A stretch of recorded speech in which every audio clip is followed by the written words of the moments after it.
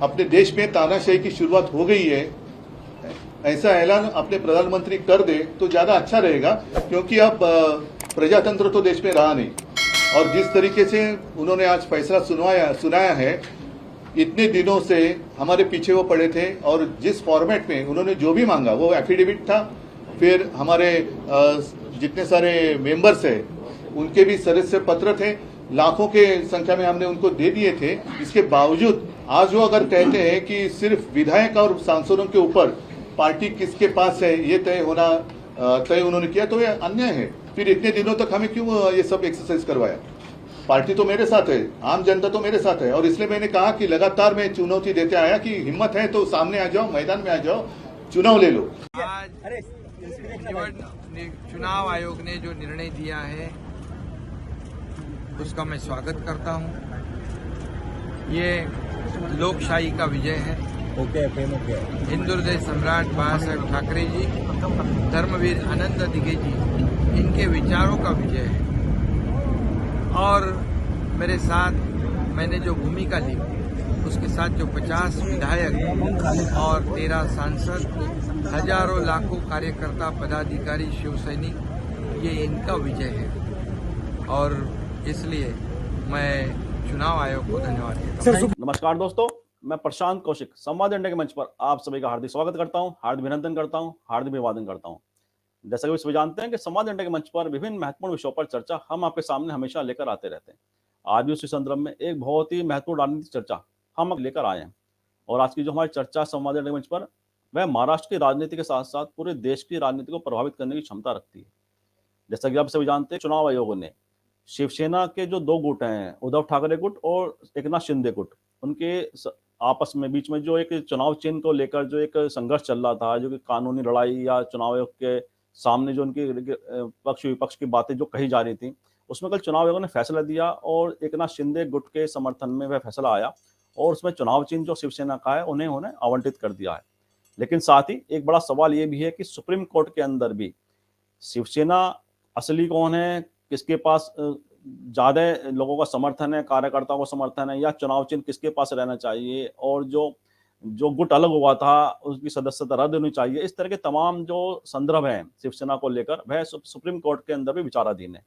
तो ऐसे में सवाल यह आता है कि जब सुप्रीम कोर्ट में कोई विषय विचाराधीन है, उसमें चुनाव आयोग का जो फैसला, इसके क्या निहितार्थ हैं, क्या इसके मायने हैं, और साथ ही शिवसेना के अंदर और महाराष्ट्र की राजनीति में यह निर्णय किस तरह से प्रभावित होंगे, किस तरह से इनके क्या परिणाम सामने आएंगे चुनावी राजनीति के अंदर और संगठन की राजनीति को लेकर, इसको लेकर चर्चा करने के लिए हमारे साथ देश का बहुत ही वरिष्ठ पैनल हमारे साथ आज जुड़ा हुआ है। हमारे साथ बहुत ही वरिष्ठ पत्रकार इस चर्चा में जुड़े हुए हैं, उनका परिचय मैं आपसे करा देता हूं। हमारे साथ सुनील शुक्ला जी इलाहाबाद से जुड़े हुए हैं, जो कि बहुत ही वरिष्ठ पत्रकार के तौर पर जाने जाते हैं, और साथ ही जो राजनीति को लेकर उनका जो सारगर्भित विश्लेषण रहता है, वह उन्हें अलग ख्याति प्रदान करता है। मैं सुनील शुक्ला जी का संवाद इंडिया के मंच पर बहुत बहुत स्वागत करता हूँ, बहुत बहुत अभिनंदन करता हूँ। इसके साथ हमारे साथ आज महाराष्ट्र मुंबई से सीधे जुड़े हुए हैं धनंजय कुमार जी, जो कि बहुत ही वरिष्ठ पत्रकार हैं और पिछले करीब 30-35 साल का पत्रकारिता का अनुभव है, और वह लगातार मुंबई में रहकर, महाराष्ट्र में रहकर शिवसेना की राजनीति को बहुत अच्छी तरह अंदर तक समझते हैं।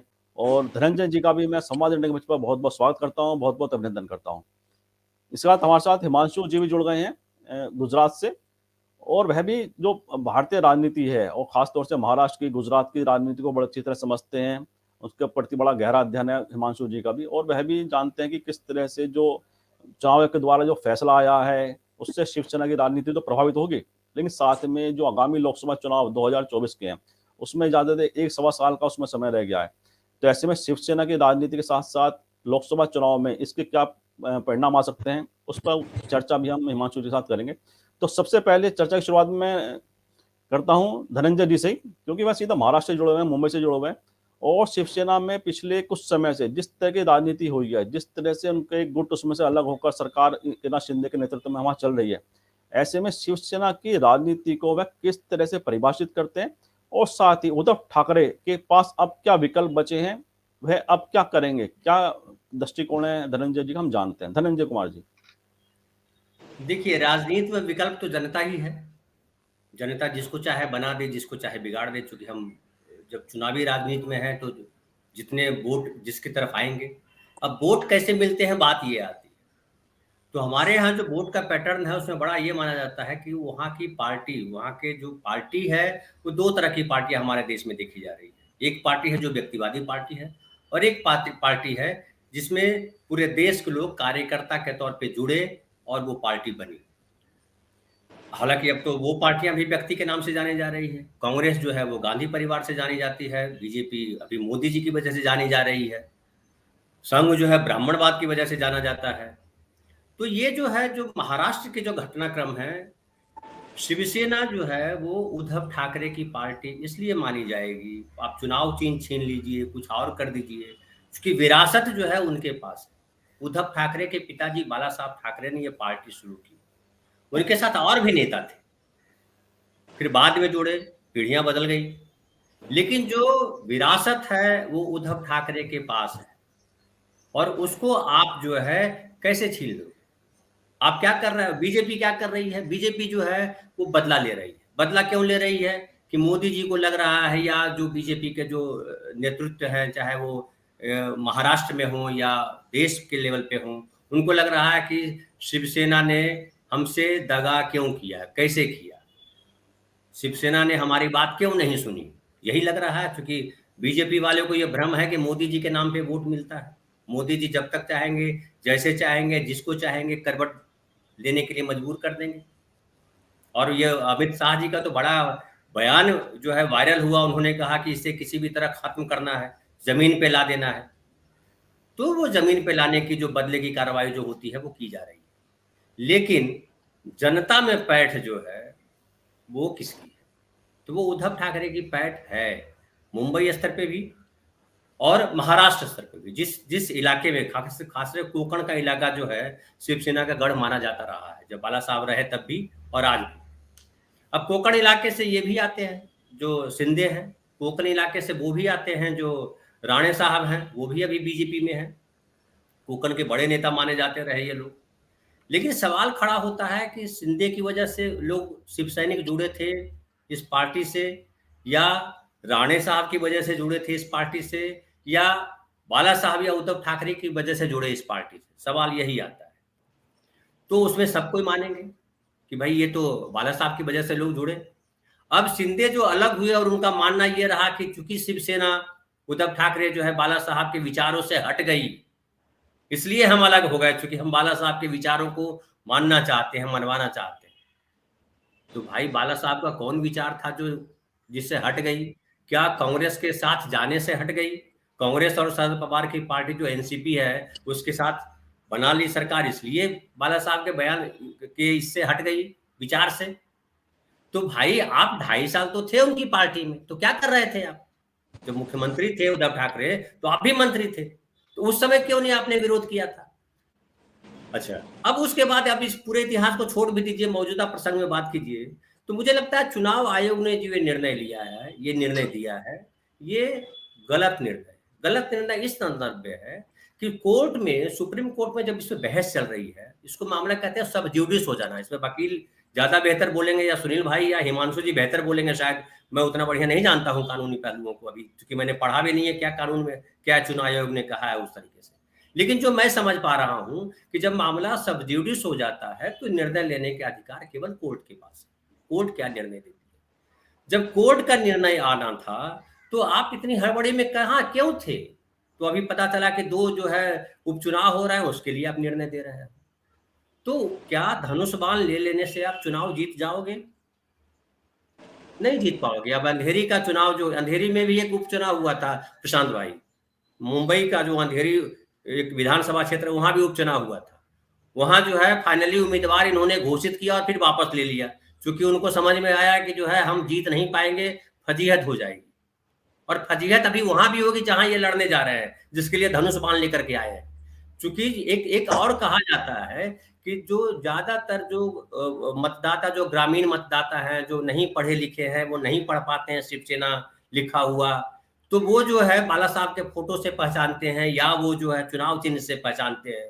तो बाला साहब का फोटो तो वो भी लगा लेंगे अपने पोस्टरों पे, शिंदे गुट भी लगा लेगा और उद्धव जी के भी लगा, तो कंफ्यूजन क्रिएट होगा। फिर धनुष बाण उनके पास चला जाएगा तो मान लिया जाएगा कि धनुष बाण जिधर है वही असली शिवसेना है। लेकिन भाई क्या आदित्य ठाकरे, उद्धव ठाकरे इतनी आसानी से छोड़ देंगे? जिस विधानसभा में जा रहे हैं वहां रैलियां करेंगे, जोरदार तरीके से करेंगे। उनके कार्यकर्ता, स्थानीय कार्यकर्ता जो है अभी भी उद्धव ठाकरे के साथ हैं।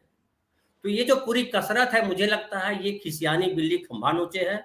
और बीजेपी ये जितनी कोशिशें कर रही है, मुझे लगता है कि बीजेपी खुद को दलदल में गिराती जा रही है और महाराष्ट्र में लगता है कि उनकी स्थिति और खराब होने वाली है। प्रशांत जी, बीजेपी के सामने चुनौती तो है, इसी शायद इसी कारण से वह लगातार कुछ ऐसे ऐसे कदम बीजेपी की तरफ से दिखाई दे रहे हैं जो उनकी चुनौतियां लगातार बढ़ा ही रहे हैं। हिमांशु जी के पास आता है। हिमांशु जी से आपने सुना धनंजय जी को, उन्होंने बड़े विस्तार से पूरा बताया कि महाराष्ट्र में इसके क्या प्रभाव हो सकते हैं, आने वाले जो उपचुनाव है उसको संबंधित कहीं ना कहीं ये फैसला वह देख रहे हैं। आपको क्या लगता है कि अगर चुनाव चिन्ह का जो एक प्रभाव होता है आम मतदाता के ऊपर या राजनीतिक दृष्टिकोण से हम देखें, आपको क्या लगता है कि शिवसेना अगर के पास जो उद्धव ठाकरे गुट है उसके पास चुनाव चिन्ह आज की स्थिति में नहीं है, सुप्रीम कोर्ट क्या वर्डिक्ट देता है इस पे, क्या उसे रोकता है, स्टे देता है, क्या करता है, वो भविष्य बताएगा। लेकिन आज की स्थिति के अनुसार हम देखते हैं कि उद्धव ठाकरे के पास वो चुनाव चिन्ह आज के समय में नहीं है। आपको क्या लगता है कि इसके परिणाम आप किस तरह से देखते हैं, हिमांशु जी? देखिए, धनंजय कुमार जी ने जो बात कही उस तरीके से अगर मैं देखने जाऊं तो बहुत सारी चीजें इसमें निकल के आती है कि जब मैटर सब जुड़ा इस था तो क्यों ये हड़बड़ी किस बात को लेके। तो बहुत क्लियरली ये मुद्दा आ रहा है कि चुनाव चिन्ह जो है वो एक प्रचलित उसको बोले एक ब्रांड आइडेंटिटी होती है किसी की पार्टी की, तो उसको आपने किसी को दे दिया जो गुट का नहीं है, जिस तरीके से दोनों गुट के बीच जो समस्या थी। लेकिन बाला साहब की जो लेगेसी है वो तो ठाकरे फैमिली के साथ ही रहेगी, उसमें तो कोई दूसरी राय नहीं है। देखिए, आपने देख लिया कि जिस तरीके से मन से जो हुआ उसमें भी मतलब बाला साहब की लेगेसी को लेके चला गया, लेकिन वो लेगेसी कहीं काम नहीं आई। तो ये जो फैमिली लेगेसी है खास करके जो प्रोविंशियल पार्टीज में, उसमें मुझे नहीं लगता है कि चुनाव चिन्ह को लेके इतनी बड़ी समस्या हो सकती है। I think even Sharad Pawar ने उद्धव ठाकरे को यही कहा है कि एक जमाने में कांग्रेस का जो चुनाव चिन्ह था वो बैल वाला और हल वाला था, तो वहां से जाके इंदिरा गांधी ने वो नया चुनाव चिन्ह अपने हाथ का लिया और उस तरीके से पूरा चीज बदल गई। मैं ये मानता हूँ कि ये शिवसेना का जो गुट है, ठाकरे फैमिली वाला जो गुट है, उद्धव ठाकरे वाला जो गुट है, उनको ये मौका मिला है बोलने का कि ये अब चुनाव चिन्ह बदल चुका है। मुझे लगता है जैसे धनंजय जी ने कहा, ऐसे ही आसानी से जाने नहीं देंगे। जोरों शोरों से सभा करेंगे, जोरों से ब्रांडिंग अवेयरनेस भी करेंगे। और खास करके देखना ये है, देखिए ये जो जिस तरीके से शिंदे जुट सत्ता में आया है वो कई शिव सैनिक उससे नाराज है। तो क्या वही शिव सैनिक मतलब इस बात को लेके जाएंगे मैदान में और बात करेंगे कि देखिए ये असली शिवसेना नहीं है, ये असली शिवसेना है। मतलब उद्धव ठाकरे वाली जो शिवसेना है वो फैमिली लेगेसी वाली असली शिवसेना है। ये जो है उसमें से बड़ा हुआ जो एक जुट है जो पावर में आ गया या किसी भी चीज के सामने, मतलब उन्होंने जैसे संजय राउत पे भी बहुत सारी चीजें हुई लेकिन उन्होंने सबमिट कहीं नहीं किया, वो ठाकरे गुट के साथ ही रहे। तो क्या शिंदे गुट जो है वो कॉम्प्रोमाइज कर चुका है? ये बातें भी आएगी मुझे लगता है इस चुनाव में कि सत्ता में रहने के लिए उनके सामने कुछ मामले थे, क्योंकि शिंदे जी का जो बैकग्राउंड है बहुत क्लियर है कि एक जमाने में रिक्शा चलाते थे और आज सरकार चलाने लगे हैं। तो ये सब चीजें आएगी मुझे लगता है, और उसमें एग्रेसिवली ठाकरे फैमिली और ठाकरे गुट जो है वो आसानी से इसके ऊपर मतलब वो नहीं करेगा। उनको पता है कि बाला साहब का चेहरा है वो ग्रामीण मतदाताओं में, लेकिन ग्रामीण मतदाताओं को शायद इस बार इस बात पे भी उनको एग्रेसिवली जाना पड़ेगा बोलने के लिए कि अब ये हमारा चुनाव चिन्ह नहीं है, ये चुनाव चिन्ह है और आपको बटन यहाँ पे दबाना है। हालांकि अगर दो चुनाव चिन्ह होते हैं तो उसमें चुनाव चिन्ह पहला कौन सा ईवीएम में आता है ये भी देखना पड़ेगा। तो इलेक्शन कमीशन उसमें क्या प्रायोरिटाइज करता है, क्योंकि वहां पे भी बहुत सारा कंफ्यूजन रहता है जब मतदाता पोलिंग बूथ में वो ईवीएम पे अपना नाम दर्ज करने जाते हैं या बटन दबाते हैं, क्योंकि यही चीज बीजेपी में है। बीजेपी का चुनाव चिन्ह पहले आपको दिखाई देता है और कांग्रेस का बाद में दिखाई देता है। तो ये सब चीजें हैं जो अल्फाबेटिकली भी कैसे होगा, किस तरीके से देखा जाएगा। पर मुझे लगता है कि ठाकरे गुट और ठाकरे फैमिली को इसमें बहुत बड़ी लड़ाई लड़नी है। आज कुछ मीटिंग होने वाली है उनकी कोर कमेटी की और बाद में निर्णय लिया जाएगा शायद वो सुप्रीम कोर्ट में जा सकते हैं इस मुद्दे को लेके, ऐसी बात आ रही है। तो देखते हैं क्या होता है, लेकिन ये मामला बिल्कुल सब जुड़ा है और ऐसे में जब ईसी ने ये कर दिया है तो मुझे लगता है कि कहीं ना कहीं ये एक लंबी कानून की भी लड़ाई होगी, और साथ ही साथ मुझे लगता है ठाकरे फैमिली के लिए भी एक अपॉर्चुनिटी है कि ठीक है भाई, अब ये चिन्ह बदल दिया है लेकिन हमारी जो लेगेसी है वो ये है और इसी तरीके से आपको जाना पड़ेगा। तो उसके लिए उनको बहुत सारा एफर्ट्स लगाना पड़ेगा। उनके सब पार्टी का स्टेशनरी, चुनाव चिन्ह, जो भी है उनका प्रचार प्रसार का मटेरियल, सब कुछ उनको बदलना पड़ेगा। तो इस दिशा में मुझे लगता है कि कैसे ठाकरे गुट, जो खास करके उद्धव ठाकरे गुट कैसे करता है ये सब, और क्या अगर लोग आज भी ठाकरे फैमिली और उसकी लेगेसी के साथ है, तो मुझे लगता, क्योंकि ये जो पावर शिफ्ट हुआ है ना, ये पावर शिफ्ट पब्लिक ओपिनियन से नहीं हुआ है, आप समझने की कोशिश कीजिए। ये पावर शिफ्ट एक तरीके से एक रिवोल्ट से हुआ है, विद इन पार्टी जो रिवोल्ट होता है उससे हुआ है। तो ये पब्लिक ओपिनियन वाला अभी जो है, ये पहली बार जंग होगी दोनों ठाकरे गुट के बीच। अंधेरी का जैसे एग्जाम्पल दिया धनंजय जी ने, तो मुझे लगता है कि कहीं ना कहीं जब ये बात आएगी तब एक सेंटीमेंट मराठियों का हमेशा ठाकरे फैमिली और जो उद्धव ठाकरे गुट है उनके साथ ही रहेगा, चाहे वो ग्रामीण इलाका हो या शहरी इलाका हो। जी बिल्कुल ठीक है आपने कि कहीं ना कहीं जो आपने एक बताया कि किस तरह से उद्धव ठाकरे के प्रति एक लोगों का सिंपैथी तो हम देख ही रहे हैं, इसमें कोई दोहराई नहीं। मैं सुनील जी के पास आता हूँ। सुनील जी, आपने धनंजय जी को सुना और हिमांशु जी को सुना, दोनों का अपने अपने हिसाब से इन्होंने उसका आकलन भी किया है। आपको क्या लगता है कि जो चुनाव चिन्ह का आवंटन हुआ है उससे शिवसेना की जो राजनीति है वह किधर किस दिशा में जाती दिखाई देती है? साथ ही शिंदे गुट चाहे अलग हो गया शिवसेना से, लेकिन वह आज भी बाल ठाकरे की राजनीतिक विरासत पर अपना एक दावा ठोक रहे हैं। तो ऐसे में आपको क्या लगता है कि शिंदे गुट चाहे सरकार में भी हो, लेकिन आज बाला साहब ठाकरे के नाम का सहारा चाहिए राजनीति में अपने को बनाए रखने के लिए? उनकी राजनीतिक विरासत जो है बाला साहब ठाकरे की, उसको लेकर ही वह बार बार दावा ठोक रहे हैं। आपको क्या लगता है कि शिंदे गुट जो है दावा ठोकता है बाला साहब ठाकरे की राजनीति पर, वह अगर लोगों का मत शिंदे के साथ जाएगा बाला साहब के नाम पर, या उद्धव ठाकरे के साथ जाता दिखाई देता? आपको क्या लगता है सुनील शुक्ला जी? धन्यवाद प्रशांत जी। शिवसेना बाला साहब ठाकरे की है। बाला साहब ठाकरे ने इस दल का गठन किया था और वह उन्हीं के इर्द गिर्द पूरा का पूरा संगठन चलता रहा। जो महाराष्ट्र के लोगों के बीच में शिवसेना की पहचान है वह बाला साहब ठाकरे के नाम पर ही है। उद्धव ठाकरे बाला साहब के पुत्र हैं और उस लेगेसी को वो चला रहे हैं। अगर शिंदे साहब, एकनाथ शिंदे साहब बाला साहब ठाकरे के नाम के बगैर अपनी राजनीतिक चलाने की स्थिति में नहीं है, तो आप ये समझ सकते हैं कि बाला साहब ठाकरे जहां हैं वही पे शिवसेना है। और निश्चित रूप से बाला साहब ठाकरे का नाम उद्धव ठाकरे के साथ है। आम आदमी, महाराष्ट्र के आम लोगों के बीच में भी यही पहचान है। जो निश्चित रूप से मैं यह मानता हूं कि निर्वाचन आयोग के इस फैसले से उद्धव ठाकरे शिवसेना को एक और ताकत मिल गई है। उनको अपना राजनीतिक ताकत, अपनी राजनीतिक सक्रियता, अपने समर्थकों के बीच में पहुंचने की कोशिश, ये तमाम चीजों का अवसर प्रदान कर दिया है। और एक बार फिर से पुनर्स्थापित करने के लिए उन्होंने उनको एक बहुत अच्छा मौका दिया है। सवाल है कि निर्वाचन आयोग का जो है फैसला है, इस पर तो विवाद होना ही होना है।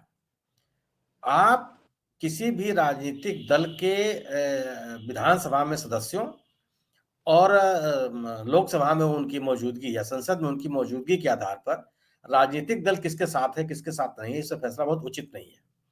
संगठन अलग चीज होती है और भारतीय सरकार अलग है। विधानसभा और लोकसभा के सदस्यों के बल पर सरकार का बहुमत तो साबित हो सकता है।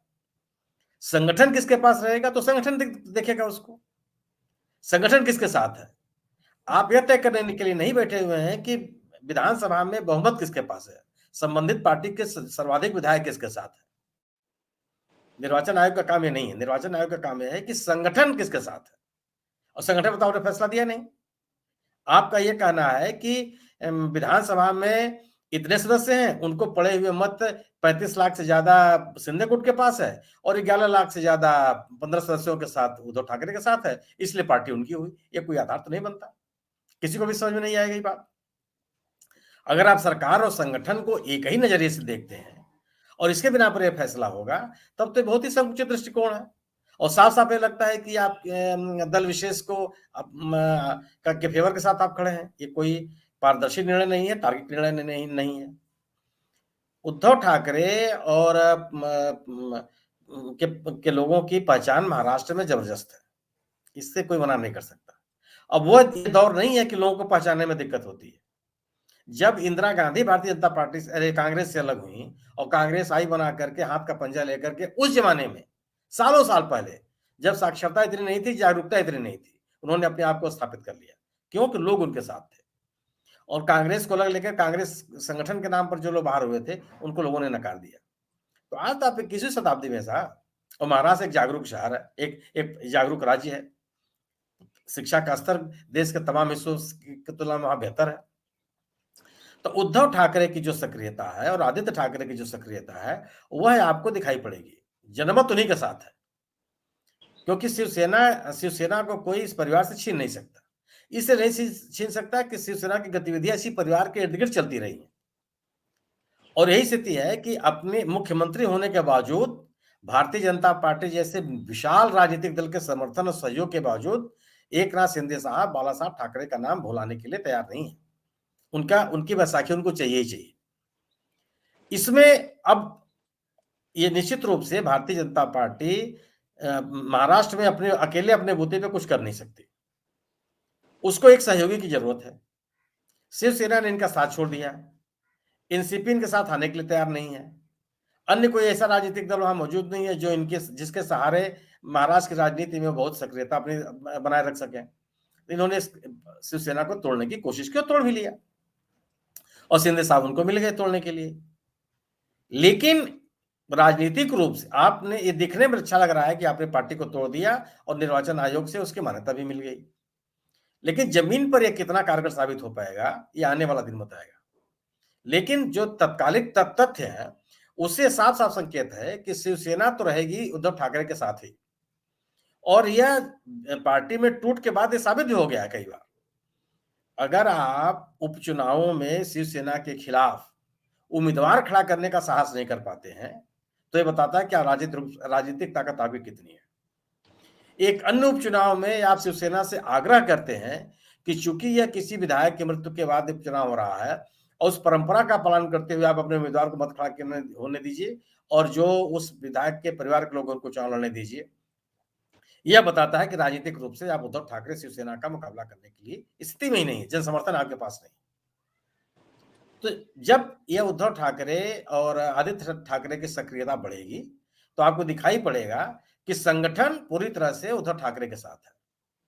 कागज कलम में आप भले आपने अलग कर दिया, और यह निर्वाचन आयोग का यह फैसला निश्चित रूप से बहुत ही इसको उचित नहीं ठहराया जा सकता। और जो उद्धव ठाकरे ने कहा है कि भारतीय जनता पार्टी के दबाव में लिया गया कि निर्णय है, लोग इस बात में विश्वास करेंगे, लोग मानेंगे। इतनी जल्दी कहां फैसला हुआ साहब, कभी आज तक हो पाया है क्या?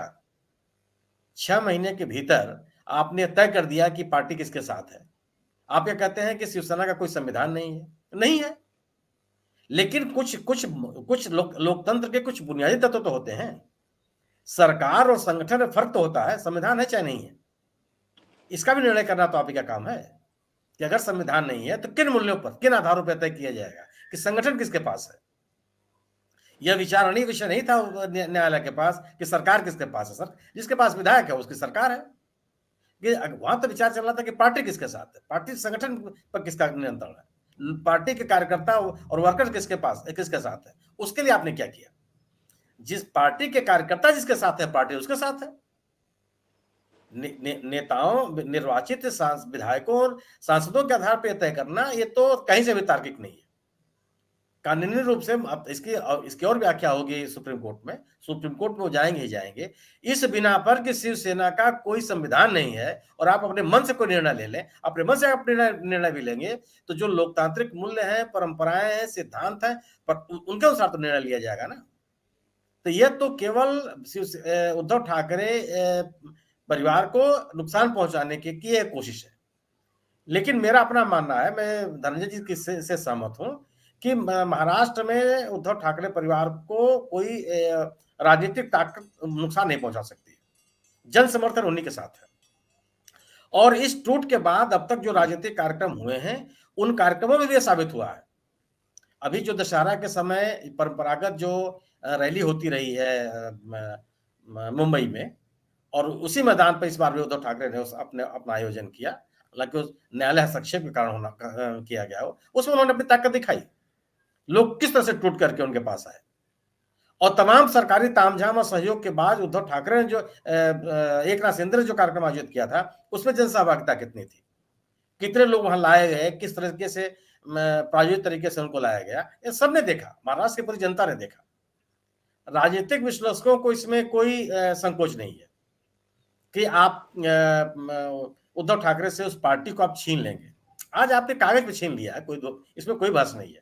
सरकार ने उनको मान्यता दे दी है और निर्वाचन आयोग ने मान्यता दी है, तो उसको, उस आदेश को, जब तक उसके विपरीत कोई न्यायालयी आदेश नहीं होता, उसको सबको स्वीकार करना चाहिए। हम भी स्वीकार करते हैं, लेकिन उसमें इस निर्णय के तमाम पक्षों को लेकर के बहस हो सकती है, और बहस होनी भी चाहिए। निर्वाचन आयोग का यह रवैया कहीं से भी तर्कसंगत नहीं कहा जा सकता। आप कि एक कतिपय आधारों को लेकर के आप पार्टी तय कर दें। मेरा अपना मानना यह है कि शिवसेना उद्धव ठाकरे के साथ ही रहेगी। शिवसेना के समर्थक उद्धव ठाकरे के साथ रहेंगे, क्योंकि उन्हीं के साथ लड़ते, जूझते, संघर्ष करते हुए, सरकार को चुनौती देते हुए, संगठन को मजबूत करते हुए, धरना प्रदर्शन करते हुए वो बड़े हुए हैं, और इन्हीं लोगों को उन्होंने देखा है। उनको देख करके ही इस राजनीतिक दल के साथ उनकी प्रतिबद्धता, समर्थन और सहानुभूति बढ़ी है। जब बाला साहब ठाकरे को देख करके एकनाथ शिंदे उस पार्टी में आए हैं, किस बिना पर आ गए थे उस पार्टी में? क्या उन्होंने इस पार्टी की स्थापना की थी? क्या उस पार्टी के एक कार्यकर्ता, नेता के अलावा और क्या है? तो आप पार्टी तोड़ देना, आपने तोड़ दिया राजनीति, एक सरकार बनाने के लिए अपने अवसर के उनको, लेकिन संगठन पे आपका कब्जा या इस निर्णय से साबित नहीं होता है। मेरा अपना मानना है कि आने वाले दिनों में उद्धव ठाकरे और आदित्य ठाकरे की ताकत और बढ़ेगी। अभी तक कम से कम संगठन में जो प्रमुख स्थान रखने वाले लोग हैं, उनमें से मुझे कोई ऐसा पहचाना हुआ चेहरा सामने नहीं दिखाई पड़ा जो उद्धव ठाकरे परिवार से अलग होकर के और एकनाथ शिंदे के साथ जुड़ने की बात की। लोकसभा और विधानसभा में जो लोग होते हैं, उनके अपनी राजनीतिक मजबूरियां, वो अब सत्ता में बने रहना चाहते हैं, और बहुत आसान नहीं होता चुनौती दे पाना। लेकिन जो कार्यकर्ता है तो शिवसेना के साथ ही रहेगा, और आने वाले दिनों में मुझे लगता है कि यह साबित भी होगा। और इस मौके पर उद्धव ठाकरे ने जो सक्रियता दिखाई है, जो आक्रामकता दिखाई है, जो शिवसेना के अनुकूल है, यह वांछित भी है, समय की मांग भी है। और विपक्षी दल, खासतौर से कांग्रेस और एनसीपी जिस तरीके से उद्धव ठाकरे के साथ खड़े हैं, यह भी उनके लिए एक बड़ी ताकत है। और महाविकास आघाड़ी का पूरा जो समर्थन है, जिस तरीके से उद्धव ठाकरे के साथ है, यह बताता है कि शिवसेना के जो कार्यकर्ता और उनके समर्थक वो उद्धव ठाकरे के साथ ही हैं, और ये आने वाले दिनों मुझे लगता है कि साबित भी हो जाएगा। जी, ठीक आपने कि कहीं ना कहीं उद्धव ठाकरे के प्रति एक लोगों का जो समर्थन है वो दिखाई देता है। मैं धनंजय जी के पास आता हूँ। धनंजय, जैसा आपने सुना सुनील जी को भी, कि एक बात तो एक निकल के आती है कि जो एक आम कार्यकर्ता का जो एक जुड़ाव है वह आज भी उद्धव ठाकरे के प्रति वो दिखाई देता है। लेकिन साथ ही एक बात उन्होंने संविधान की भी कही, शिवसेना के संविधान की को लेकर जो टिप्पणी चुनाव आयोग की तरफ से बात कही जा रही है, उसमें संविधान की अगर हम बात करें शिवसेना की, तो चुनाव आयोग का तो दायित्व है भाई, संविधान मान्यता जब किसी पार्टी को मिलती है तो मैं समझता हूँ कि संविधान वगैरह सब चुनाव आयोग उस चीज को पढ़ता भी होगा, देखता भी होगा। मान्यता देने से पहले अगर उसमें खामी थी तो चुनाव आयोग ने इतने वर्षों तक उस पर ध्यान क्यों नहीं दिया कि जो कहा गया उस बारे में। और साथ ही एक आम कार्यकर्ता का जो मन है, क्या वे आज भी उद्धव ठाकरे के साथ है? जैसे अंधेरी उपचुनाव को हमने देखा, और साथ में 2 उपचुनाव जो आ रहे हैं, और जहाँ उद्धव ठाकरे या आदित्य ठाकरे रैली कर रहे हैं, वहां पता चलता है कि लोगों का एक जन समर्थन एक बड़ा स्तर पर वहां दिखाई देता है। अब वो क्या लगता है इन सब अगर परिप्रेक्ष्य में हम देखें? धनंजय जी, देखिए, संविधान तो उनके पास, उन्होंने कहा कि हमारे पास जो शिवसेना का संविधान है 1999 का है, संविधान तो उनके पास है, लेकिन 99 का है, बाद में जो परिवर्तन हुआ वो हमारे पास नहीं है। और उन्होंने कहा कि हम 99 के संविधान को ही मानते हैं। खैर, लेकिन संविधान को क्या मानेंगे? जब संविधान को नहीं मानते तो किसी पार्टी के संविधान को क्या मानेंगे? तो बेकार की बात है, उस पर चर्चा करके अपना टाइम क्यों खराब करें। अब सवाल उठता है कि अब गनीमत मानिए सुनील जी कि उन्होंने ये नहीं कहा कि मोदी जी तब साथ दोनों लड़ रहे थे, मोदी जी और ये क्या कहते हैं, उद्धव ठाकरे, तो ज्यादा वोट तो मोदी जी की वजह से पड़े थे, इसलिए पूरी पार्टी हमारी हो जाती है। शिवसेना का आप नाम भी यूज नहीं कर सकते, ऐसा कह सकते थे। वो कहना चाहिए था कि ये मोदी जी की वजह से वोट मिला था, उद्धव ठाकरे की वजह से तो वोट आया नहीं था, ज्यादातर वोट तो उनकी वजह से आया था, इसलिए पूरी पार्टी ही इनकी हो जाएगी। अब नई कोई पार्टी बनाना है तो बना ले, देख ले, ऐसा कह सकता था चुनाव आयोग, जो नहीं कहा। हो सकता आगे ये लोग कहें, क्योंकि दावा तो यही करते हैं कि मोदी जी के नाम पे वोट मिलता है, मोदी जी के नाम पे वोट मिलता है, तो हम जनता तो बेकार हैं, विकास की आकांक्षा रखते हैं या किसी और चीज की आकांक्षा रखते हैं, व्यक्ति को देख करके हम वोट देते हैं। हालांकि ये थोड़ी सच्चाई भी है कि हम नाम पे ही वोट देते हैं।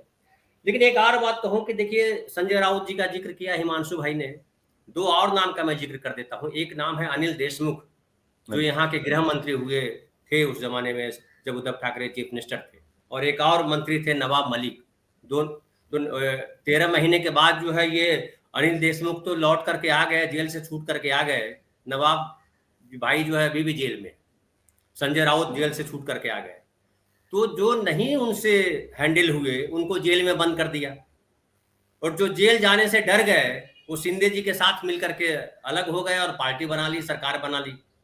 तो जेल से डरने वाले लोग, वो जनता को, यहाँ के जनता को पता चल गया कि ये डरने वाले लोग जो हैं वो खोखे वाले लोग हैं। खोखे यहाँ बोलते हैं करोड़ रुपए। तो ये जो खोखे 50 नारा गूंजा था ना, 50 खोखे ओके, 50 खोखे ओके, तो ये जो 50 खोखे ओके, ये साबित करता है कि ये सब वो लोग हैं जो शिवसेना के सच्चे कार्यकर्ता तो नहीं हो सकते। क्योंकि बाला साहब ठाकरे जिस तरह की लड़ाई लड़ते रहे, जब बीजेपी के लोग, अडवाणी जी वगैरह भी बाबरी मस्जिद के ढहाने के बाद भाग गए थे, ये कहते हुए कि हम तोड़ने वालों में शामिल नहीं हैं, हम तो बचाना चाहते थे, हम ये विध्वंस नहीं चाहते थे। वैसे समय में बाला साहब ठाकरे ने कहा था कि ये अगर कोई नहीं तोड़ा है तो हमारे शिव सैनिक तो थे वहां तोड़ने में, तो हम स्वीकार करते हैं, आपको जो करना है करो। तो वो उस विरासत को लेकर के आए हैं। ये माफी मांगने वाले विरासत से नहीं आए हैं उद्धव ठाकरे। माफी मांगने वाली विरासत से जो आए हुए लोग हैं वो क्या डराएंगे? आप सत्ता आज आपके पास है तो आप खूब भांजिए, तलवार भांजिए, लाठी भांजिए, संविधान की धज्जियां उड़ाइए, कानून को अपने तरीके से उसको इंटरप्रेट कीजिए, पैसे से खरीद लीजिए, पता नहीं क्या क्या कीजिए। लेकिन भाई, अति सर्वत्र वर्जयेत, आप जिस हिंदू धर्म की दुहाई देते घूम रहे हैं नकली तौर पे, उसी में कहा गया है कि अति हर जगह वर्जित है। आपने अति कर दी। अति का अंत जो है वो निश्चित होता है। तो रावण बहुत अहंकारी था, वो भी चला गया। बहुत लोग आए गए, देश पे कितने लोगों ने शासन किया, 150 साल शासन किया, 200 साल शासन किया, 400 शासन किया, वो नहीं रहा। तो अभी तो आपको 9 साल हुए हैं, कांग्रेस से अभी बहुत पीछे है। कांग्रेस पार्टी का हंस रहे, आप भी तो बता रहे हैं कि कांग्रेस भारत बना देंगे। मुक्त हुआ क्या कांग्रेस मुक्त भारत? होगा। आप मुसलमान मुक्त भारत बनाओगे, फिर आप दलित मुक्त भारत बनाओगे, आदिवासी मुक्त भारत बनाओगे, ओबीसी मुक्त भारत बनाओगे, तो भारत क्या आपकी पपोती है क्या? तो इस तरह के गुंडागर्दी, ये इसको कहते हैं सरकारी गुंडागर्दी। सरकार संविधान से चलता है, सरकार के पास कानून है, कानून से चलना चाहिए। आप कानून की धज्जियां उड़ा देते हो, जनता ये देख रही है। ये संजय राउत, अनिल देशमुख जो छूट करके आए हैं, अनिल देशमुख का इंटरव्यू पढ़िए, उन्होंने क्या कहा? बोले ये सरकार तो बहुत पहले गिर जाती है, हमको भी दे दिया गया था लालच, हम नहीं झुके तो हम जेल में रहे 13 महीना। 13 महीने जेल में रहना हमने कबूल किया। नवाब मलिक अभी भी जेल में है और संजय राउत भी जेल गए। संजय राउत ने नहीं कहा कि भाई हम वो भी साथ हो, हम खड़े हो जाते हैं। तो ये जनता ने देख लिया कि जो डरपोक लोग हैं, जो सत्ता के लालची लोग हैं, जो बेईमान लोग हैं, वो उनके साथ जाके खड़े हो गए। तो इनकी फकीयत जो है, अभी देखिए एक और बात क्या हुआ प्रशांत भाई, कि अब जो शिंदे गुट है, राजनीति उसके हाथ से बाहर हो गई है। उनके सामने स्थिति किंग कर्तव्य विमूढ़ वाली हो गई है। न कानून उनके साथ है, न नैतिक बल उनके साथ है, न जनता उनके साथ है। वो पूरी तरह से बीजेपी के ऊपर आश्रित है। अगली बार जब चुनाव हो रहा होगा विधानसभा का या अभी लोकसभा का चुनाव होगा, तो उनके साथ जो गए हैं लोकसभा के सदस्य, उनको टिकट मिलेगा भी या नहीं मिलेगा, इस पर भी विचार करना पड़ेगा उनको, क्योंकि उनकी पार्टी के भी लोग हैं और यहाँ 3 पार्टियां हैं, वो अकेले खड़े हैं। तो अभी बहुत कुछ खेल होना बाकी है। अडानी जी से पहले निपटे मोदी जी, है ना, अडानी जी के प्रसंग से पहले निपट ले अडानी जी के प्रसंग से भटकाने के लिए देश को ही उटपटांग छोटी छोटी चीजें करते रहते हैं। इससे देश अब भटकने वाले नहीं है। अडानी जो है वो कितने बड़े नाद है इनके लिए, वो दिखाई पड़ गया जनता को, और बहुत बुरा असर होगा। मुझे लगता है ठीक है, मीडिया आपके साथ है, मीडिया में आप कुछ भी करिए, सत्ता आपके साथ है, कुछ भी करिए, लेकिन जो महाराष्ट्र में है जनता देख रही है, जनता इस भ्रम में नहीं आने वाली है कि शिवसेना असली जो है सिंधु गुट। देखिए, नेताओं के प्रति परसेप्शन जनता में बहुत अच्छा नहीं है, हम भी इस बात को मानते हैं, लेकिन वो बीजेपी के नेताओं के प्रति भी परसेप्शन नहीं है। जो परसेप्शन था कि बड़े ईमानदार आदमी है, वो परसेप्शन भी अडानी की वजह से टूटा है। तो उद्धव ठाकरे ने कम से कम एक कंसिस्टेंसी तो दिखाई है कि उन्होंने कहीं झुके नहीं। वो बाला साहब ठाकरे की लाज रखी है। आदित्य ठाकरे लगातार जो है रैलियां कर रहे हैं, लोगों से मिल रहे हैं, संवाद कर रहे हैं, और पार्टी के इतने तमाम झंझावातों के बाद भी घबराए नहीं है। उद्धव ठाकरे बीमार चल रहे हैं, स्वास्थ्य उनका ठीक नहीं है, बावजूद इसके उनका मनोबल टूटा नहीं है। ये अपने आप में साबित करता है कि बाला साहब ठाकरे के असली वारिस वही है, ये नकली वारिस।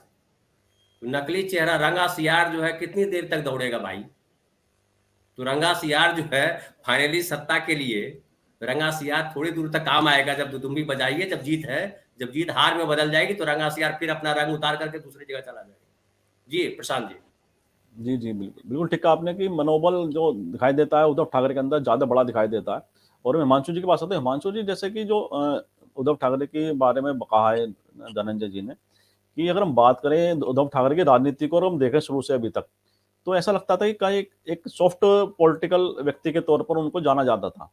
लेकिन जब से शिवसेना में ये दो फाड़ हुआ और शिंदे गुट ने अलग बनाया, उसके बाद हम देखते हैं कि उद्धव ठाकरे का एक नया अवतार राजनीतिक क्षेत्र में हम देख रहे हैं कि वह ज्यादा मजबूत तरीके से खड़े दिखाई देते हैं। क्या इस टूट ने उद्धव ठाकरे की पर्सनैलिटी में और ज्यादा निखार लाया राजनीतिक रूप से? क्या वे और ज्यादा राजनीतिक रूप से मजबूत होकर सामने आएंगे? आपको क्या लगता है हिमांशु जी? जी बिल्कुल, उद्धव ठाकरे जो है, मुझे लगता है वो पहले से ही उनका जो बिहेवियर रहा है, जब बाला साहब ठाकरे थे तब भी उनका बिहेवियर हमेशा एक सीजन्ड नेता के तौर पे रहा है। तो उन्होंने कभी, वो जो बाला साहब का भी देखिए एक एग्रेशन एक लेवल तक था, लेकिन बाला साहब जब बात करते थे वो स्ट्रेट प्लेन सिंपल और एक मतलब सटीक बात करते थे। तो सुनील जी ने जो कहा, धनंजय जी ने जो कहा, संगठन जब बनाना है मजबूत आपको, तो ये चीजें बहुत मायने रखती है। आप एक ऑटोक्रेटिक मोड पे काम नहीं कर सकते जैसे कि हो रहा है दूसरी जगह पे। तो इन्होंने एक पूरा एक डेमोक्रेटिक प्रोसेस रखा है, सबकी बातें सुनते हैं, और वो जिसको एक कूल एंथुसियास्ट बोलते हैं उस तरीके से काम करते हैं। सबकी बातें सुनते हैं, सोचते हैं, फिर जिसे बोलते हैं कि एक दूरदर्शी निर्णय लेते हैं। एक सरकार फिल्म में एक डायलॉग था ना, नजदीकी फायदा देखने से पहले दूर का नुकसान सोच लिया करो। तो हमेशा वो दूर का नुकसान सोच के उस दिशा में जाते हैं और कनेक्टेड है।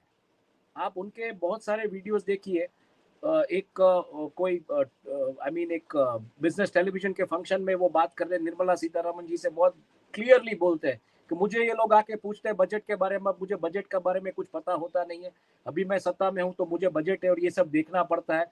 तो जिस व्यंग के तौर पे जिस भाषा का उन्होंने इस्तेमाल किया वो इतनी शालीन है और इतनी टची है कि उसमें लास्ट में फाइनेंस मिनिस्टर को हाँ या ना में जवाब देने की दिक्कत आ जाती है और वो खुद भी हंसने लगती। तो ये जो होता है ना एक पॉलिटिशियन का, ये जो स्वरूप होता है ना कि आप लाइट रहे, कितना भी टेंशन हो, कुछ भी हो, और आप एक जिसको बोले आप प्रेशर पास ऑन ना करें और आप उसमें से रास्ता निकाले। क्योंकि देख पॉलिटिक्स, बिजनेस, ये सब चीजें ऐसी होती है, बहुत अनसर्टेनिटी से भरा पड़ा होता है। तो उसमें आपको रास्ते निकालने होते हैं, लोगों को साथ लेके चलना होता है। बहुत सारे डिफरेंसेस होते हैं, डिफरेंसेस ऑफ ओपिनियन होते हैं लोगों के बीच, बट उसमें आपको रास्ता निकालना। तो उद्धव ठाकरे अगर कोई शिवसेना की, बाला साहब की लेगेसी कंटिन्यू कर सके, ऐसा कोई अगर नेता है आज महाराष्ट्र में और ठाकरे फैमिली में, तो वो उद्धव ठाकरे। और उनके बेटे जो है वो भी मतलब उसी नक्शे कदम पर चल रहे हैं। एज अ यूथ लीडर उनके पास कभी आपने कोई ऐसी बात नहीं सुनी हो। आज तक मुझे नहीं पता है कि कोई कंट्रोवर्शियल स्टेटमेंट उन्होंने दिया हो, फिर जाके सोचना पड़ा और फिर जाके माफी मांगनी पड़ी, क्योंकि उसमें वो लेगेसी है। उसने अपने दादा को देखा है किस तरीके से वो डिसीजन लेते हैं, उसने अपने पिताजी को देखा है। तो वो जो मेच्योरिटी है, वो मेच्योरिटी आपको देखने को मिलती है even in the third generation of the Thackerays. और यही चीज होती है जो लोगों को अट्रैक्ट करती है। और बड़ी जो पार्टी होती है जिसको एक अपना वर्चस्व बनाए रखना है, उनको क्या करना है? देखिए, रीजनल सत्रप्स हर जगह पे खत्म होते जा रहे हैं। उत्तर प्रदेश में आपने देख लिया, समाजवादी पार्टी में अखिलेश जिस तरीके से आए, कहीं ना कहीं पूरा उसके तरफ जा रहा था कहमा, लास्ट में पूरा पलट गया। तो रीजनल सत्रप्स, ये बड़ी पार्टियों को हमेशा खत्म करना था। ऐसे में शिवसेना को खत्म करना इतना आसान नहीं होगा। और शिवसेना की एक जो मैच्योर्ड लीडरशिप है, उनके पास जो एक नेता जो काम कर चुके हैं बाला साहब के साथ, वो भी आज उन्हीं नेताओं के साथ खड़े हैं और एक यंग जनरेशन तैयार कर रहे हैं। तो इस पार्टी को खत्म करने के लिए आपने क्या कुछ नहीं किया। आपने सुशांत सिंह वाला मामला लेके आए, ड्रग्स का मामला लेके आए, सब कुछ लेके आए, कहीं ना कहीं ठाकरे फैमिली को कनेक्ट करने की कोशिश की, लेकिन नहीं हो रहा है। और वो भी समझ गए कि हमको बहुत सटीक तरीके से बात करनी है, बहुत जिसको बोले एक संगठन को मजबूत रख के, लोगों को अपने साथ रख के चलना है। और ये क्यों करना पड़ रहा है, ये भी आप समझने की कोशिश कीजिए। जीएसटी अगर 1 रुपया अगर आप लेके चले जीएसटी के कलेक्शन का, तो उसमें से 19 से 23 पैसा महाराष्ट्र से आ रहा है। तो जब तक आपकी पकड़ महाराष्ट्र में मजबूत है, तब तक समझ लीजिए कुछ होने वाला नहीं। भले आप छोटी पार्टी हो, आप बड़ी पार्टी नहीं हो राष्ट्रीय तौर पर आपकी जड़ें मजबूत है। और जड़ें मजबूत कहाँ है आपकी? इंडिया के फाइनेंशियल कैपिटल मुंबई में। तो वो जड़ें तो आपको मजबूत रखनी ही रखनी है, कुछ भी हो जाए। अगर वो आपने खो दिया, वो गढ़ खो गया आपका, तो बात खत्म हो जाती है। तो ऐसी जगह पे जहां पे आपको हर वक्त ऐसे लोगों से पाला पड़ता है जो एग्रेसिव होते हैं अपने तरीके से, जो कहीं ना कहीं सत्ता के गलियारों में कुछ पीछे षड्यंत्र करते रहते हैं, उसमें आपको टिकना है। तो वो मैच्योरिटी जो है, मैं देखता हूं कि उद्धव ठाकरे ने बहुत explicitly over the years exhibit की है। और कहीं कहीं किसी भी तरीके की कंट्रोवर्सी में आए बिना उनका एक एजेंडा बहुत क्लियर है। जैसे बाला साहब का था कि Maharashtra is the first priority, बात खत्म हो जाती है। तो वही एजेंडा वो लेके चल रहा है। अब Maharashtra is the first priority, जिसमें मनसे ने भी ये करने की कोशिश की, लेकिन Maharashtra is the first priority, Marathis are the first priority, लेकिन बाकी के लोग नहीं है, ऐसा नहीं है। उद्धव ठाकरे में वो सबको साथ में लेके चलते हैं, क्योंकि उनको पता है कौन से ग्रुप का क्या महत्व कहाँ पे है। चाहे वो रिक्शा वालों का संगठन हो, चाहे वो वड़ा पाव वालों का संगठन हो, वो सबको साथ लेके चलते हैं। तो ये एक लीडरशिप क्वालिटी जो है ना, वो आपको उसको अप्रिशिएट करना ही पड़ेगा। हिमांशु भाई जरा सा इंटरप्ट करूंगा आपको, खाली ऐड कर देता हूं। आपने बड़ी अच्छी बात कही है उद्धव जी के बारे में। उस समय जो है, मैं सामना अखबार हिंदी का लॉन्च हुआ था, तो मैं और संजय निरुपम हम आए थे, जनसत्ता से दोनों आए थे अखबार शुरू करने के लिए, हिंदी अखबार। तो उद्धव ठाकरे से मुलाकात होती थी हमारी। उन्होंने एक शुरू किया था अभियान, मी मुंबईकर, कि मुंबई में रहने वाले लोग मराठी हो या उत्तर भारतीय हो या साउथ इंडियन हो, सब मुंबई के निवासी हैं या गुजराती हो, कोई भी हो, मी मुंबईकर, आपको याद होगा शायद। तो उसके बाद लेकिन उस पूरे अभियान को खत्म कर दिया ये राज ठाकरे जी ने। राज ठाकरे ने उस समय कोई चुनाव, ये रेलवे का कुछ एग्जाम चल रहा था, उसमें लड़कों को पीटा और वो पूरा अभियान ध्वस्त हो गया। तो उद्धव ठाकरे जो है शुरू से पैन इंडिया सोचते रहे और बेहद संवेदनशील व्यक्ति है। तो आपने बड़ा अच्छा उदाहरण दिया निर्मला सीतारमण वाला। तो बड़ा सुरूढ़ व्यक्ति नहीं है, वो बड़े संवेदनशील व्यक्ति हैं, आर्टिस्टिक व्यक्ति हैं, और एक तरह से कह सकते हैं कि जबरन लाए गए राजनीति में। और लेकिन राजनीति को बड़ा साफ करने की कोशिश की, राजनीति को गंदे तरीके से उन्होंने नहीं देखा। तो ये बड़ी अच्छी बात आप कह रहे हैं। और उद्धव ठाकरे जो है मी मुंबई कर लेकर के आए थे, ये मैं बताना चाह रहा था। हिमांशु भाई प्लीज कंटिन्यू करें। हाँ, तो उस तरीके से अगर आप देखने जाए तो लेगेसी कैसे फॉलो होती है कि जो बाला साहब ठाकरे थे, वो एक कैरिकेचर और कार्टून्स डिजाइन करते थे, उनमें भी एक क्रिएटिविटी थी। उद्धव ठाकरे में अगर देखने जाए तो वो एलिमेंट है फोटोग्राफी के तौर पे। तो वो कहीं ना कहीं क्रिएटिव लोग हैं। तो क्रिएटिव लोग क्या होते हैं, थोड़े संवेदनशील होते हैं। और जैसे आमची मुंबई जो एक शुरू हुआ था, और जैसे अभी धनंजय जी ने कहा कि उसमें से वो ट्रांसफॉर्मेशन मी मुंबई का, और उसको वापस आप लेके गए, मतलब राज ठाकरे ने जिस तरीके से उसको सिर्फ खाली जो आमची मुंबई की तरफ वापस लेने की कोशिश की, तो वो नहीं चल रहा है आज की तारीख में। तो वो समझ गए कि प्रवाह किस दिशा में है, किस दिशा में हमको गति पकड़नी है। ये एक नेता के लिए बहुत ही इंपॉर्टेंट है कि एक पब्लिक की नब्ज पकड़ के चले। तो मुझे लगता है उद्धव ठाकरे पब्लिक की वो नब्ज जानते हैं, और इसीलिए उनका संगठन इतना स्ट्रॉन्गर, इसीलिए लोग उनके साथ है। और जैसे सुनील जी ने भी बात कही कि ठीक है, आप कर लीजिए जो भी करना है, लेकिन अल्टीमेटली प्रजा किसके साथ है? आप चुनाव चिन्ह बदल दीजिए, जो भी करना है कीजिए, लेकिन प्रजा किसके साथ है ये बहुत महत्व रखता है। और नाम पे आज क्या है, आज चुनाव नाम पे लड़े जाते हैं, तो ये भी एक मुद्दा रहेगा। शायद चुनाव चिन्ह बदला है जिस तरीके से, उसमें मोदी के ही और उनके जो बीजेपी के जो नेता इनके साथ संलग्न है उस शिवसेना के गुट के साथ, उसी की बात होगी और उसी पे नाम पे चुनाव लड़ा जाएगा। तो मुझे लगता है ये चुनाव इसलिए इम्पोर्टेंट है, या आने वाली राजनीति जिस तरीके से होगी महाराष्ट्र में, ये इम्पोर्टेंट है कि ठाकरे फैमिली की लेगेसी कंटिन्यू होती है या नहीं होती है। पर एक परिस्थिति का विचार कीजिए, बाल ठाकरे ऐसे नेता है जिनको नरेंद्र मोदी ने पैर छुए हैं। आज सोचिए अगर बाल ठाकरे जिंदा होते तो क्या परिस्थिति।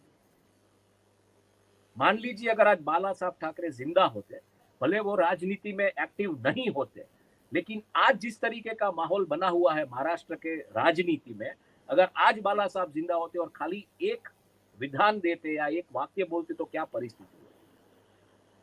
तो ये भी सोचने वाली बात है। तो एक मैच्योरिटी आई है पॉलिटिक्स में, महाराष्ट्र के पॉलिटिक्स में खास करके, लेकिन उसमें ठाकरे फैमिली अपनी लेगेसी, अपना जो रीजनल छात्र का रोल है उसको कैसे वो टिकाए रखेगी, मुझे लगता है बड़ी लड़ाई हो ठाकरे इसके लिए और जो उद्धव ठाकरे का शिवसेना गुट है उसके लिए। जी बिल्कुल सही कहा आपने कि बड़ी लड़ाई है। और मैं सुनील जी के पास आता हूँ कार्यक्रम के अंतिम पड़ाव में। सुनील जी से पूरी चर्चा आपने सुनी और धनंजय जी ने भी बात कही और हिमांशु जी ने भी बात कही कि उद्धव ठाकरे की पर्सनैलिटी को लेकर, उनकी जो कार्यशैली रही है, या उनके जो जिस तरह का उनका एक व्यक्तित्व है, उसको लेकर भी बड़ी बात कही उन्होंने। तो हम अगर देखें उद्धव ठाकरे की कार्यशैली से वे कहीं ना कहीं इसमें झलकती भी है। और जैसे मी मुंबईकर, उन्होंने कहा कि जो भी महाराष्ट्र में दूसरी जगह से अन्य प्रदेशों के जो भी लोग हैं वो भी सब मुंबई के निवासी हैं।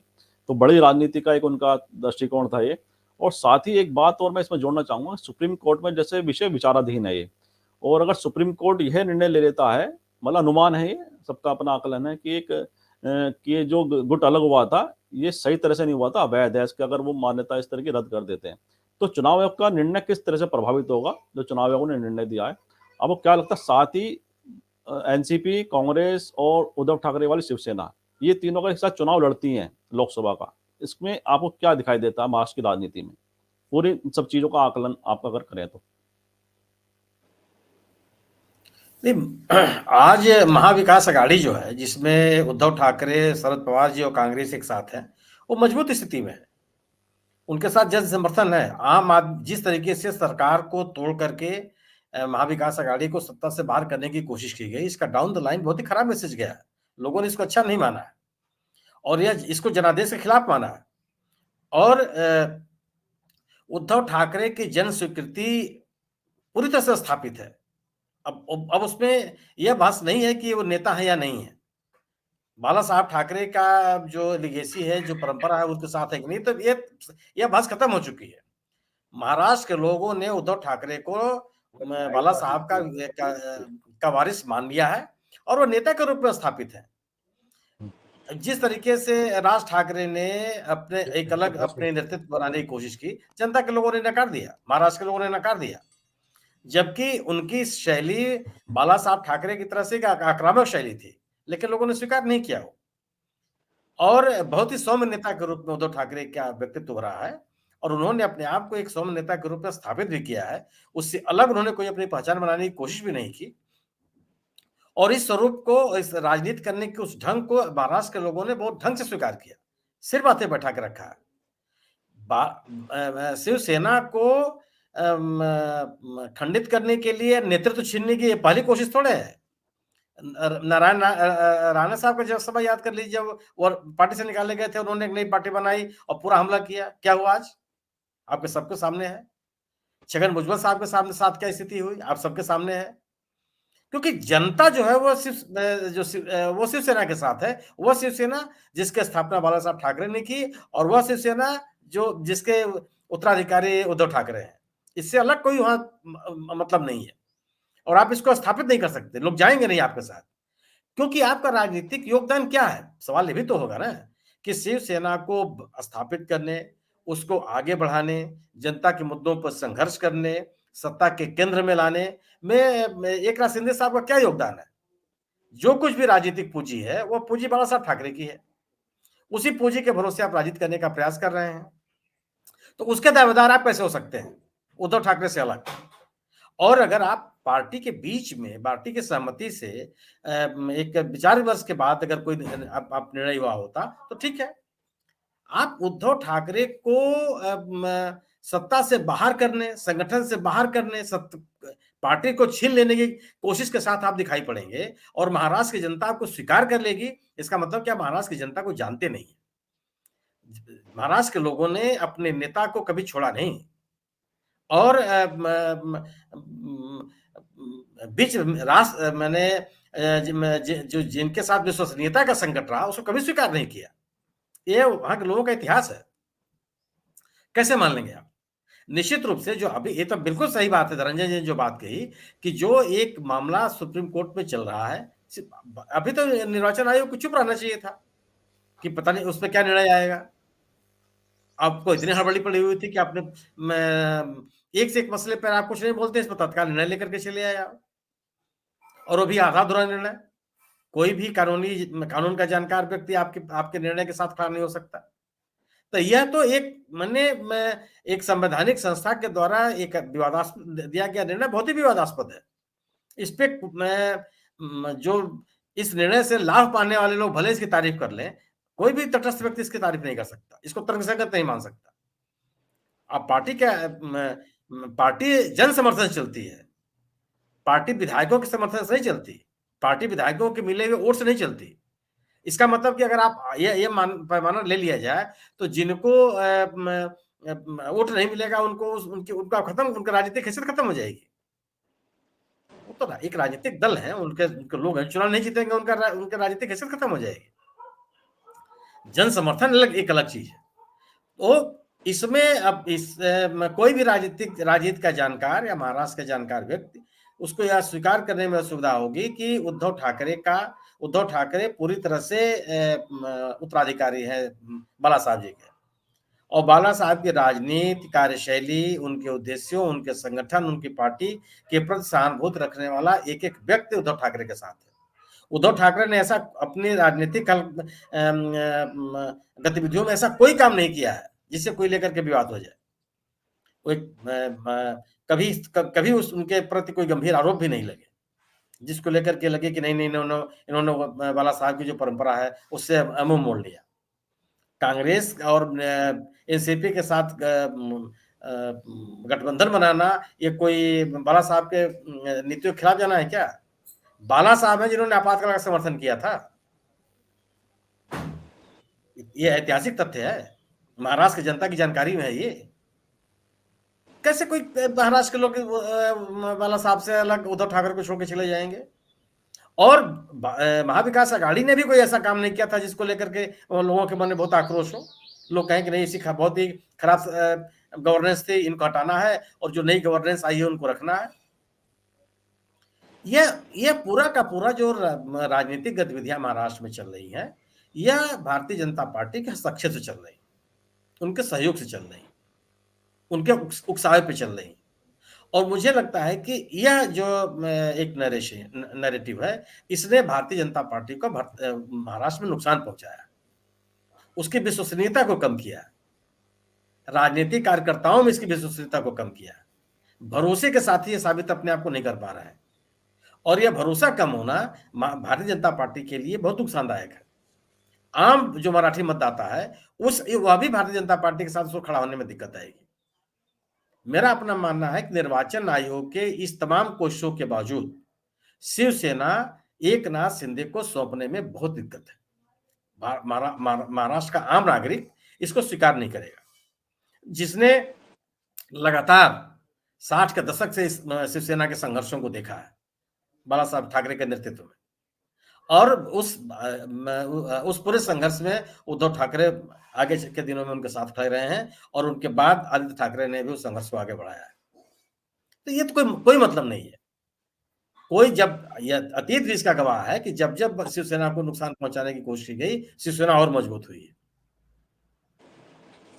यह मुझे नहीं लगता कि निर्वाचन आयोग के इस फैसले से राजनीतिक आधार उद्धव ठाकरे का कमजोर होगा, उनका जन समर्थन कमजोर होगा, और लोगों के बीच में उनकी पहुंच कमजोर होगी। और यह कोई माने नहीं, कोई मुद्दा ही नहीं है अब कि पुराना परंपरागत जो चुनाव चिन्ह है वो किसके साथ है, किसके साथ नहीं है। लोग चुनाव चिन्ह के साथ उस व्यक्ति को भी देखते हैं कि नेतृत्व किसके पास है। नेता के साथ उस पार्टी की पहचान बनती है, नेता के साथ लोगों का जन समर्थन जुड़ता है। एक माध्यम है चुनाव चिन्ह, और उसको लोगों के बीच में पहुंचाने में एक मजबूत संगठन को कभी दिक्कत होती नहीं है और कभी हुई भी नहीं है। इसलिए मेरा मानना यह है कि आने वाले दिनों में भारतीय जनता पार्टी के लिए महाराष्ट्र का चुनाव कठिन होगा। महाराष्ट्र का चुनाव अगर शिवसेना के सहयोग के बदौलत अगर भारतीय जनता पार्टी आगे बढ़ना चाहती है, तो शिवसेना वही है जिसके साथ जहां उद्धव ठाकरे खड़े हैं। एक नाथ शिंदे शिवसेना नहीं है। एक नाथ शिंदे भारतीय जनता पार्टी के उकसावे पर शिवसेना से अलग होकर सरकार बनाने के लिए निकले हुए एक नेता है, जिनके साथ शिवसेना के समर्थकों का जन समर्थन नहीं है। जी बिल्कुल ठीक कहा आपने कि उद्धव ठाकरे के प्रति एक समर्थन कार्यकर्ता को दिखाई देता है और चुनाव आयोग ने कहीं ना कहीं जल्दबाजी करी, सभी का ये मानना है। और इन शब्दों के साथ आज की चर्चा को विराम देते हैं।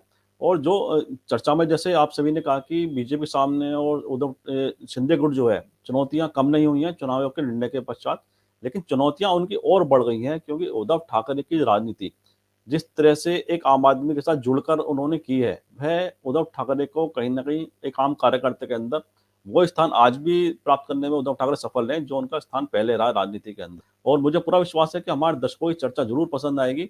आने वाला समय महाराष्ट्र की राजनीति में क्या परिवर्तन दिखाएगा, वैसा भविष्य बताएगा। और इस चर्चा में शामिल होने के धनंजय जी का आभार व्यक्त करता हूं कि उन्होंने बहुत ही विस्तृत तरीके से महाराष्ट्र की राजनीति और विशेषकर शिवसेना के अंदर की जो राजनीति है उसका विश्लेषण किया, उसके लिए उनका आभार। और साथ ही मैं सुनील शुक्ला जी का भी आभार व्यक्त करता हूं कि उन्होंने अपने सार्थक विश्लेषण से पूरी चर्चा को नया आयाम प्रदान किया। और हिमांशु जी का भी बहुत बहुत आभार व्यक्त करता हूं कि उन्होंने भी अपने विस्तृत विश्लेषण से चर्चा को एक नया मुकाम दिया। और आप सभी जो हमारे अतिथि हैं, धनंजय जी, सुनील जी और हिमांशु जी, तो उनका मैं पुनः फिर आभार व्यक्त करता हूं। और आने वाले समय में फिर हम लगातार जुड़े रहेंगे, शिवसेना की राजनीति पर, महाराष्ट्र की राजनीति पर चर्चा भी करते रहेंगे। जैसा आपने सुना कि महाराष्ट्र की राजनीति और खासतौर शिवसेना की राजनीति में किस तरह से जो भविष्य की राजनीति किस दर जाती दिखाई देती है, और चुनाव का जो फैसला है वह शिवसेना की उद्धव ठाकरे गुट हो या शिंदे गुट हो, दोनों की राजनीति को प्रभावित करने की क्षमता कहीं ना कहीं रखता है। लेकिन बात यही निकल के आती है जब यह विषय एक विचाराधीन है सुप्रीम कोर्ट के अंदर, तो ऐसे में चुनाव का फैसला कितना ठीक है या नहीं है, उस चुनाव के द्वारा जो निर्णय लिया गया उस पर सुप्रीम कोर्ट अपना क्या दृष्टिकोण प्रस्तुत करता है, अपना क्या वो फैसला देता है या अपना क्या विचार रखता है, यह जो सुप्रीम कोर्ट इस बारे में व्याख्या करेगा जो उसके बाद पता चलेगा। लेकिन राजनीतिक तौर पर सबके अपने अपने विश्लेषण है, इस पे चुनाव आयोग का निर्णय ठीक है या नहीं है। और मुझे पूरा विश्वास है कि हमारे दर्शकों की चर्चा जरूर पसंद आएगी। मैं अपने सभी दर्शकों से आग्रह भी करता हूं इस वीडियो को लाइक करें, शेयर करें, कमेंट करें। साथ ही संवाद इंडिया चैनल को सब्सक्राइब के साथ बेल आइकन जरूर दबाएं, जिससे संवाद इंडिया के अपडेट आपको समय से मिलते रहे। आप सभी का बहुत बहुत धन्यवाद, बहुत बहुत अभिवादन।